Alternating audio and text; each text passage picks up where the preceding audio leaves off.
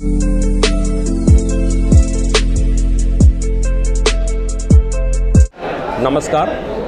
नमस्ते। स्वागत है आप सभी का हमारे इस विशेष कार्यक्रम में।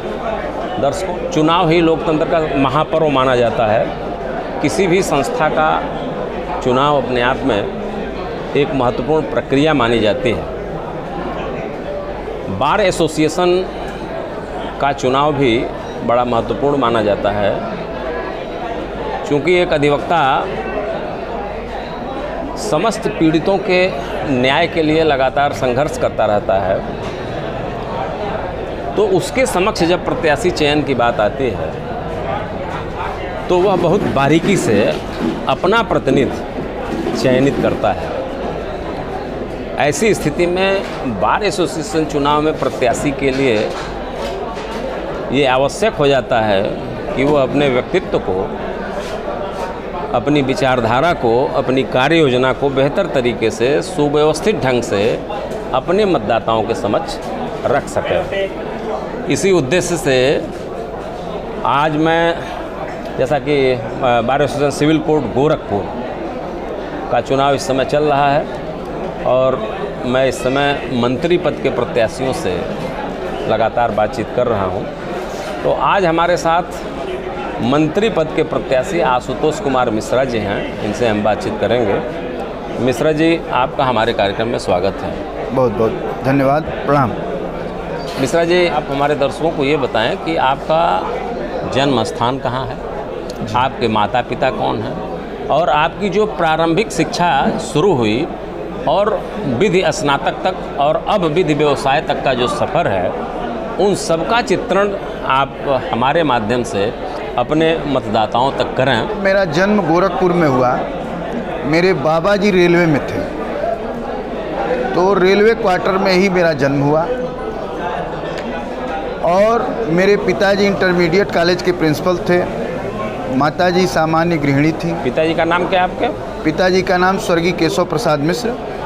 इंटरमीडिएट कॉलेज नेमा देवरिया में वो प्रधानाचार्य थे। संस्थापक प्रधानाचार्य के रूप में उनकी उस ज़िले में एक ख्याति थी। अब वो इस दुनिया में नहीं है। प्रारंभिक शिक्षा हमारी हाई स्कूल तक की नेमा से हुई और उसके बाद मैं इंटरमीडिएट की पढ़ाई करने के लिए गोरखपुर चला आया। महात्मा गांधी इंटरमीडिएट कॉलेज में मैं हॉस्टल में रहा और वहाँ से इंटरमीडिएट की शिक्षा लेने के बाद मैं सेंट एंड्रूज कॉलेज में रहा, पढ़ाई किया। सेंट एंड्रूज कॉलेज में पढ़ाई के दौरान 1996 में मैं छात्र संघ का महामंत्री हुआ। फिर उसके बाद मैं वहीं से विधि स्नातक की शिक्षा लिया। जब मैं छात्र संघ का महामंत्री हुआ तो संयोग से उस समय मेरा संपर्क, इस समय जो बस्ती के सांसद हैं हरीश द्विवेदी जी और जो एमएलसी हैं इस समय डॉक्टर धर्मेंद्र सिंह जी, वो लोग विद्यार्थी परिषद का काम गोरखपुर में देखते थे। अखिल भारतीय विद्यार्थी परिषद में इन दोनों लोगों ने मुझे जोड़ा और वहाँ जुड़ने के बाद समयबद्धता, अनुशासन, शुचिता, अपने कार्य को ईमानदारी पूर्वक करना और सबसे बड़ी बात अपने को कार्यकर्ता के रूप में प्रस्तुत करना मैंने सीखा उस संगठन से। और वही सीख जब मैं वकील बना तो काम आई। मैं फौजदारी विधा की प्रैक्टिस करता हूँ। 2001 से मैं लगातार वकालत कर रहा हूँ। 2 बार मैं इस बार एसोसिएशन का पदाधिकारी भी रहा। 2010 में उपाध्यक्ष रहा, 2016 में मैं यहाँ उपाध्यक्ष रहा। इसके अलावा मैं एक राजनीतिक पार्टी में भी विभिन्न पदों पर रहा। लेकिन जब बार का पदाधिकारी रहता हूँ या बार का चुनाव लड़ता हूँ तो उस समय राजनीतिक पार्टी में कोई पद नहीं लेता हूँ। बिल्कुल बिल्कुल। और जब बार का चुनाव नहीं लड़ता हूँ तो उसके बाद मैं केवल अपनी एक विचारधारा से प्रतिबद्ध हूँ, तो उस पार्टी के लिए काम करता हूँ। मैं इस समय बार का चुनाव लड़ रहा हूँ तो अपनी राजनीतिक पार्टी में किसी पद पर नहीं। और इस सिद्धांत के कारण मैं यहाँ पर कचहरी परिसर में भी ये जाना जाता हूँ कि आशुतोष मिश्रा ना तो किसी के धन से, ना तो किसी के बल से, बस आपके सहयोग और समर्थन के बल से। बिल्कुल, बहुत अच्छा जो है। मिश्रा जी, आपके अंदर कैसे ये इच्छा जागृत हुई?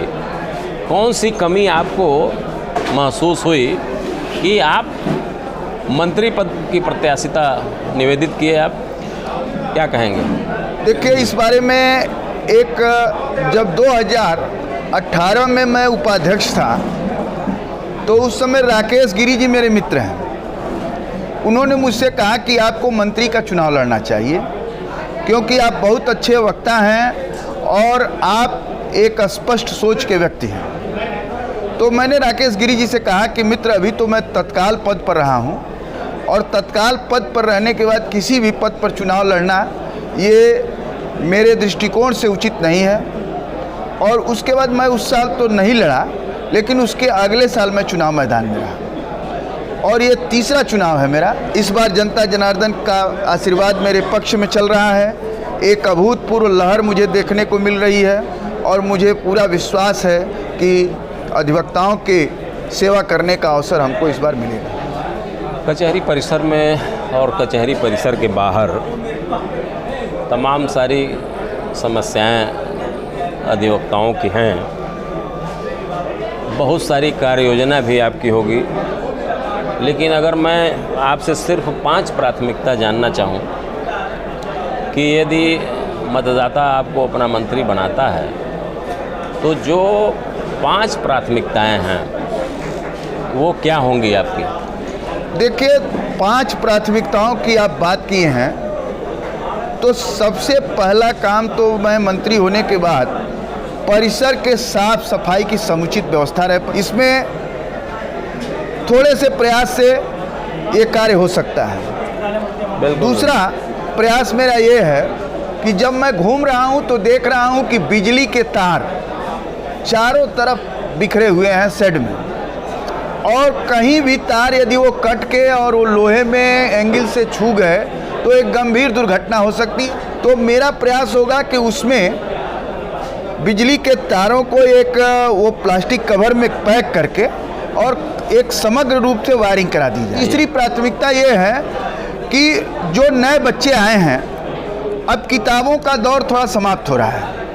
रूलिंग्स खोजने के लिए स्मार्टफोन का सहारा लिया जा रहा है। प्रोत्साहन के लिए उनको हम 100 स्मार्टफोन, और वो बाहर के खर्चे से नहीं देंगे, वो शहर के विभिन्न लोगों के सहयोग से हम 100 स्मार्टफोन देंगे नए अधिवक्ताओं को, जिनको वो उसमें रूलिंग अपडेट करें, अपने नेट का खर्चा स्वयं वो वहन करेंगे और उसमें रूलिंग निकालेंगे, अच्छे ढंग से बहस कर पाएंगे, अच्छा काम कर पाएंगे।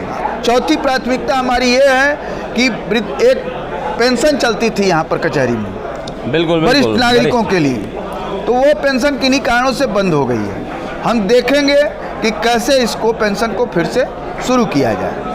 अब 5वीं प्राथमिकता की बात है तो 5वीं प्राथमिकता ये है कि बार का बेंच से बढ़िया समन्वय हो। जैसे उसमें उदाहरण स्वरूप एक बात मैं आपके सामने कहना चाहता हूँ कि आज सिविल साइड में स्टे नहीं मिल रहा है, तो सिविल साइड में जब स्टे नहीं मिल रहे हैं तो मुवक्किल की पेइंग कैपेसिटी भी कम होती जा रही है। सिविल साइड में पिछले 5 साल में नए जूनियर्स का अभाव हो गया है। जो नए लोग केवल फौजदारी साइड में काम करना चाहते हैं। इसलिए हम प्रयास करेंगे कि यहाँ से लेकर हाई कोर्ट तक आवाज़ उठाई जाए और गोरखपुर के वादकारियों के लिए, अधिवक्ताओं के हित के लिए सिविल साइड में स्टे कैसे मिले इस पर विचार किया जाए। और जो असली कार्य योजना है कि सभी अधिवक्ता को सम्मान का जीवन रहेगा। ये नहीं कि किसी अधिवक्ता को कोई परेशान करे, हम वहाँ उपलब्ध न हो। हम 24 घंटे अधिवक्ताओं की सेवा के लिए तत्पर रहेंगे। 30 साल का मेरा 1996 से आज तक का सामाजिक जीवन है। मैं इस सामाजिक जीवन में जो कुछ भी कमाया हूँ सब कुछ अधिवक्ताओं की सेवा में खर्च करूँगा। जैसे अधिवक्ता बन गया तो उसके हित की बात सारे प्रत्याशी कर रहे हैं। जैसे जब कोई नया अधिवक्ता, जो नया लड़का विधि स्नातक जब अधिवक्ता बनने के लिए आता है और जब उसे पता चलता है कि पंजीकरण के रूप में उसे भारी भरकम फीस देनी पड़ेगी तो वो कहीं ठहर सा जाता है। उस पर मैं लगातार सबसे सवाल मैं करता रहता हूँ। सबकी आवाज़ आती है कि या तो उसको ख़त्म कर दिया जाए या फिर नॉमिनल किया जाए। इसी से जुड़ा एक और सवाल बार काउंसिल से संबंध हमारा है कि 25 सदस्य मिल करके संपूर्ण उत्तर प्रदेश का प्रतिनिधित्व करते हैं, जबकि आज के डेट में 75 ज़िले हो गए हैं। अधिवक्ताओं की संख्या लगभग 4 लाख पहुंचने जा रही है। तो प्रत्येक ज़िले से बार काउंसिल का प्रतिनिधित्व हो, इन दोनों समस्याओं पर आपका क्या विचार है? मैं इस विषय पर बार काउंसिल के जो प्रत्याशी हैं वो अपनी राय देंगे, और बार काउंसिल हमारा तो गोरखपुर का सौभाग्य है कि यहाँ बार काउंसिल के सदस्य हैं, और बार काउंसिल के सदस्य पहली बार में अध्यक्ष हुए और उन्होंने काफ़ी काम भी किया अधिवक्ताओं के लिए।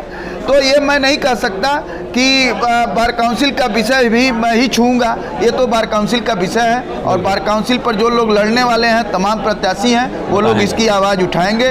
और आपको पता ही है कि सभी प्रत्याशी एक से एक सशक्त हैं। मैं तो यहाँ बार एसोसिएशन की राह में हूँ, इससे अधिक कुछ नहीं। चलिए, बहुत अच्छा। देखिए, अधिवक्ता समाज सर्वव्यापी सत्ता की प्रतिकृति माना जाता है जी, और यहाँ न तो किसी अधिवक्ता को आप दल से बांध सकते हैं, न किसी जाति से बांध सकते हैं, न किसी धर्म से बांध सकते हैं। जैसा कि आपने कहा, आपने बेहतर तरीके से अपने व्यक्तित्व के बारे में, अपनी कार्य योजना के बारे में और उन 5 प्राथमिकताओं के बारे में भी हमारे दर्शकों को और अपने मतदाताओं को आपने बताया। हम आपके उज्ज्वलमय भविष्य की कामना करते हैं। मैं चाहता हूं कि आप मंत्री पद पर आसीन हों, उस पद को आप सुशोभित करें। आप अपना अमूल्य समय निकालें इस व्यस्ततम प्रचार के समय में, और आपने मेरे आग्रह को स्वीकार किया, आप यहाँ आए और सुंदर सुंदर बातें अपने मतदाताओं तक पहुँचाया। इसके लिए आपको बहुत बहुत धन्यवाद। बहुत बहुत धन्यवाद।